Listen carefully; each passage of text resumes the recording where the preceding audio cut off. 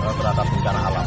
Jadi kami mencoba dengan ketepatan fasilitas yang ada, minimal apa yang sudah kita perbuat bisa bermanfaat bagi masyarakat apabila nanti dibutuhkan.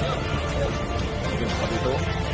Kapolsek, terima kasih. Kondisi kemudian dilaporkan saya Kapolsek Pamilihan bersama dengan Dalam Pamilihan punya ide menggunakan fasilitas seadanya untuk membuat perahu karet yang berbahan dasar bahan bekas dari bahan berbagai ukuran yang bersama dengan Pak Dalamil dan semua anggota Koramil dan anggota Polsek bersama-sama untuk membuat atau membuat perahu karet berbahan dasar ban truk atau yang lainnya dengan tujuan untuk persiapan antisipasi bila terjadi bencana.